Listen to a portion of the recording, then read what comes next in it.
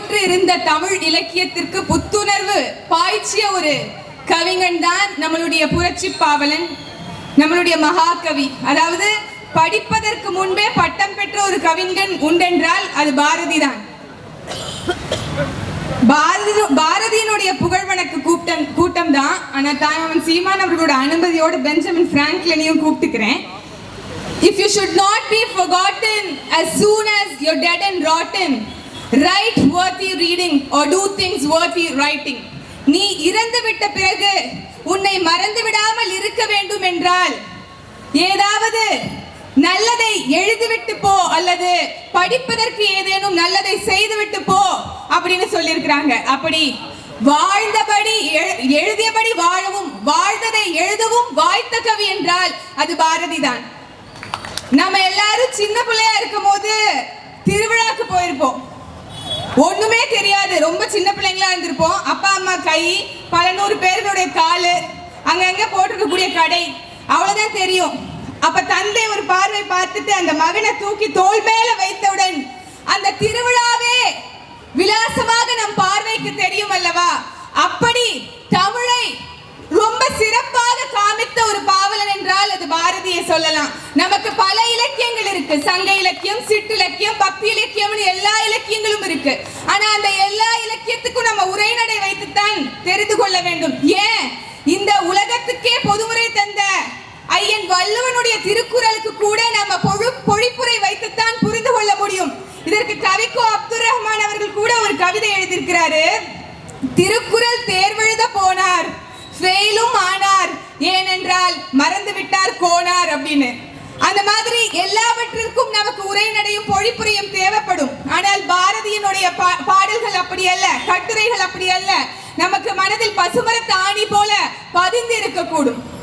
அப்படி இந்த விடுதலைக்காக, இந்த நாட்டின் விடுதலையின் எல்லா பரிமாணங்களையும் பாடிய ஒரு கவிஞன் என்றால் அது பாரதியை நம்ம சொல்லலாம், உறுதியாக சொல்லலாம். இந்த நாட்டு விடுதலைக்காக இந்த நிலப்பரப்பை எப்படி பாடுறான் பாருங்க.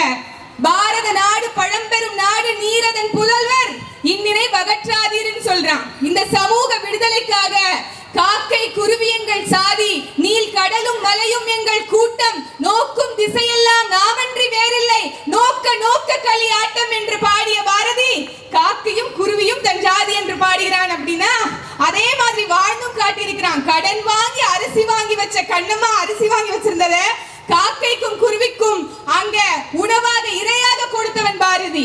எழுதியபடி வாழ்ந்தவன் நம்மளுடைய பாரதி. பாலின விடுதலை பற்றி பாடியிருக்கிறான். ஆணும் பெண்ணும் நிகரென கொள்வதால் அறிவில் ஓங்கி வையம் திளைக்கும்னு பாடிய பாரதி கண்ணம்மாவின் தோளில் கையை போட்டு வீதியில் அந்த கிராமத்தையும் வெக்கப்பட வச்சான், தன் மனைவியும் வெக்கப்பட வைத்தான் என்று தான் சொல்ல வேண்டும். அதே பாரதி பொருளாதார விடுதலை பாடியிருக்கிறான் பாருங்க. தனி ஒரு மனிதனுக்கு உணவில்லையே இந்த ஜகத்தினை அழித்திடுவோம்னு பாடியிருக்கான். அப்படி எல்லாவற்றையும் பாடியிருக்கிறான் பாரதி. நம்மளுடைய மக்கள் நமக்கு என்ன சொல்றாங்க? தமிழ் சனியன்னு சொல்லி கொடுக்கறாங்க, தமிழ் ஒரு காட்டு மிராண்டி மொழின்னு சொல்லி கொடுக்கறாங்க. அப்படிப்பட்டவர்களுக்கு மத்தியில யாமறிந்த மொழிகளிலே தமிழ் மொழி போல் இனிதாவது எங்கும் காணோம்னு பாடிய ஒருவன் இருக்கிறான் என்றால் அது பாரதி மட்டும்தான். அதற்கு அப்படி பாடுவதற்கும் ஒரு அருகதை வேண்டும் என்று நான் நினைக்கிறேன். அவனுக்கு 9 மொழிகள் தெரியும், பிரெஞ்சு தெரியும், ஜெர்மனி தெரியும், இப்படி பல மொழிகள் தெரியும். அதனால் பாரதி பாடிய பாடல்கள் எல்லாம் இந்த நூற்றாண்டுக்கு பொருந்தது. அப்படின்னா இன்றும் நாம இப்படி இருக்கிறோம் அப்படிங்கறத நமக்கு உணர்த்த வேண்டும். 39 ஆண்டுகள் தான் வாழ்ந்திருக்கிறான். ஆனால் 300 ஆண்டு காலம் அவனுடைய அந்த அனுபவத்தை நமக்கு தந்திருக்கிறான் என்று சொன்னால் அது மிகையாகாது. நம்மள மாதிரி அன்னைக்கு அவங்க நிறைய எள்ளி நகையாடி இருக்கிறாங்க. என்ன சுதந்திரமே வரலையே, அதற்கு முன்னாடியே சுதந்திரத்தை பத்தி பாடுறானேன்னு கேட்டாங்க, எள்ளி நகையாடினார்கள். இன்னைக்கு நம்மள சொல்றாங்கல்ல, இன்னும் ஒரு வார்டு கவுன்சிலர் கூட இல்ல, இன்னும் ஒரு எம்எல்ஏ கூட இல்ல அப்படின்னு சொல்றாங்கல்ல. அவர்களுக்கெல்லாம் நாம் சொல்ல வேண்டியது ஒன்றே ஒன்றுதான். ஒரு விழுக்காடு வாங்கியவுடன் நாம கரைந்து போய்விடுவோம் அல்லது யாரோடாவது இணைந்து போய்விடுவோம் என்று நினைத்தவர்களுக்கு சவால் விட்டு இன்று 8.22 விழுக்காடுகள் வாக்குகளை பெற்று சமரசமற்ற களத்தில் நிற்கும் என் தாய்மாமன் சீமானவர்களுக்கு சொல்லுகிறான் பாரதி, மனதில் உறுதி வேண்டும், வாக்கினிலே இனிமை வேண்டும், நினைவு நல்லது